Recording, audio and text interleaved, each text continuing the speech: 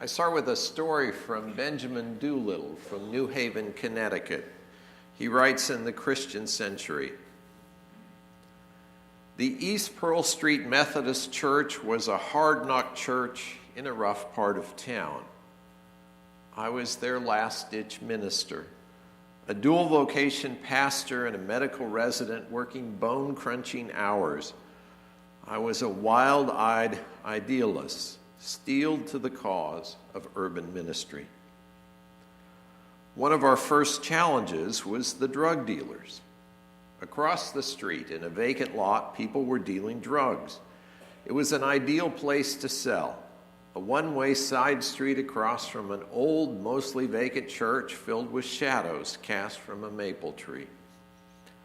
Cars lingered on the street corners, throttling their engines. People would saunter away after making their trade in plain sight. We found needles on the sidewalk. We called the police. Arrests were made. But the dealers always drifted back. One day I noticed a white Chevy that didn't drive away.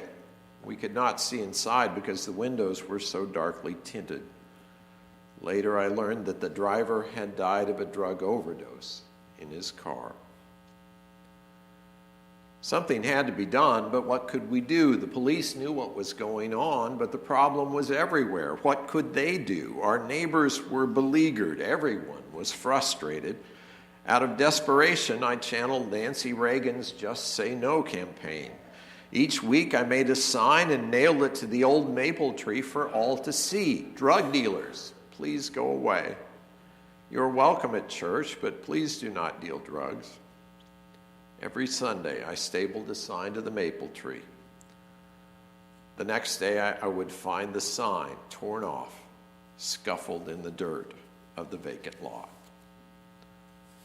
There is more to the story, and we'll get back to it in a minute, but that sense of impotence, of being ineffectual, of making no difference, of trying to be and do the right thing, and yet somehow the power of the world just seems to overwhelm the very best efforts that we offer.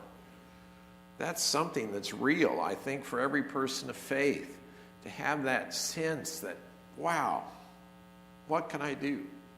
How does it matter? What will help? Of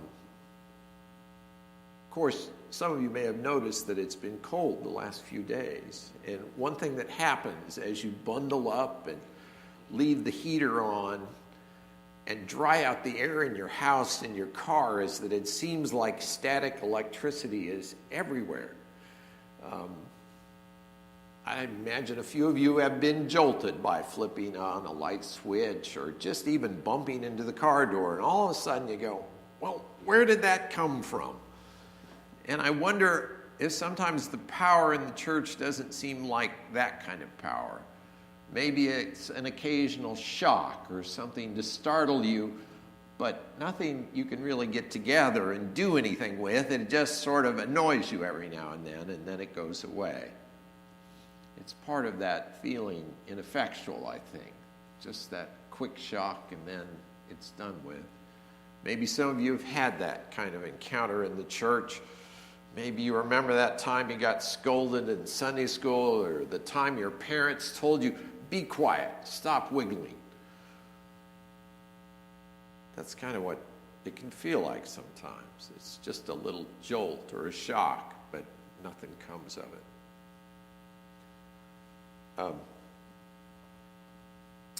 We've recently decided to start putting the sermons on YouTube.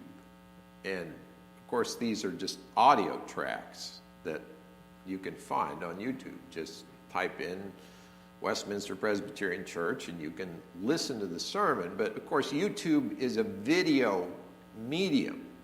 And so you have to do something to make it,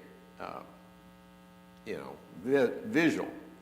And so today in a committee meeting, I said, and we just sort of put a dummy picture on there. And then I looked and it was a picture of me. And I thought, well, that's not exactly what I meant, but, it's sort of the idea. And maybe it seems like that sometimes, that we are just kind of trapped in this little bit of foolishness where we talk to ourselves about what's been given, and yet somehow nothing seems to change. We should remember that that is the lie being told to us by the powers of evil and darkness in the world. That our love doesn't matter, that we are not in the process of being transformed, that God is not at work in the world.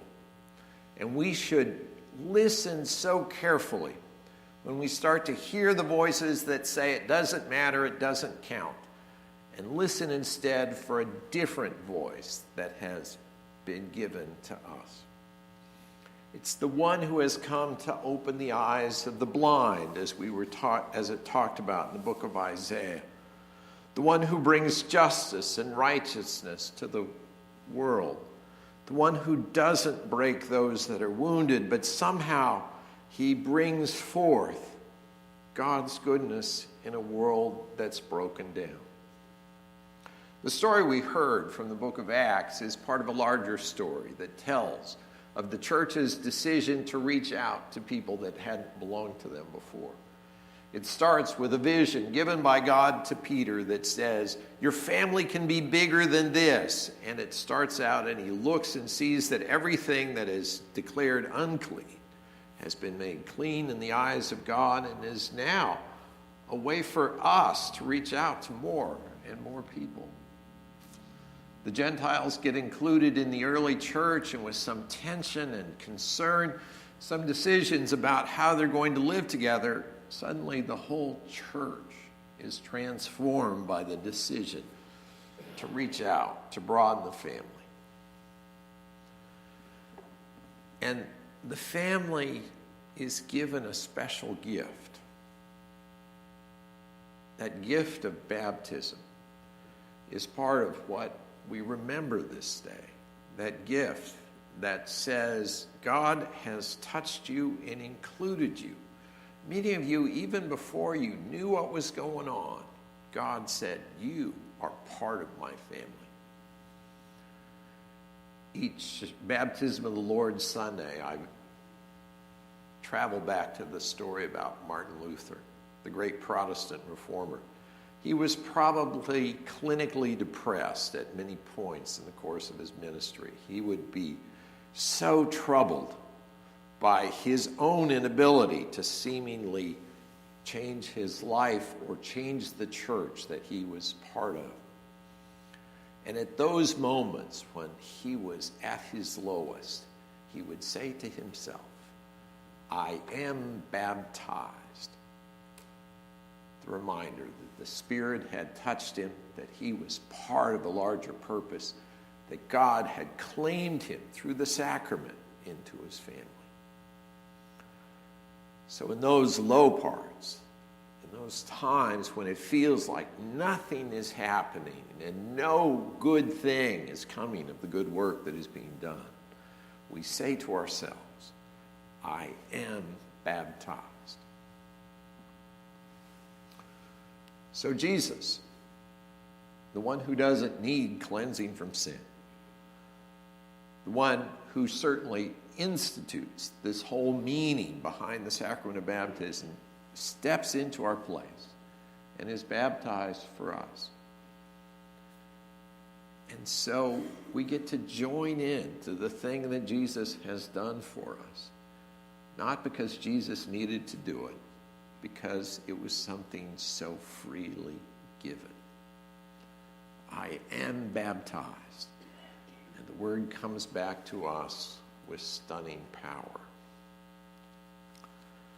And so the story ends like this. The pastor had been sticking that sign in the lot, don't do drugs, and nothing had happened. And then the church has this flash of insight. A parishioner named Bob had another idea. In the large stained glass window directly across from the vacant lot, he hung the word joy in capital letters, 4 feet high. He backlit the letters with a spotlight on a timer. When the sun went down, the spotlight beamed joy into the dark shadows of the vacant lot. One day, when I parked my car beneath the maple trees, the sign I had hung a few days before, "God is love, don't do drugs," was still there. It was wet and crinkled from the rain, but no one had torn it down. The drug dealing had moved on. Nobody wanted to deal drugs in the shadow of joy. We made no pretense about what we had accomplished. We didn't solve the drug problem in our city. We didn't save the man who died in the white Chevy or convert any dealers to the way of Christ. Many in our own congregation still wrestle with addiction. We understood that the problem was complicated. But we did accomplish something. We became a vibrant, real presence in the neighborhood. The very act of going to church became a powerful witness to a new life, a new way of being in the neighborhood. The light shines in the darkness, and the darkness does not overcome it. All praise and thanks to the God of light. To God be the glory. Amen.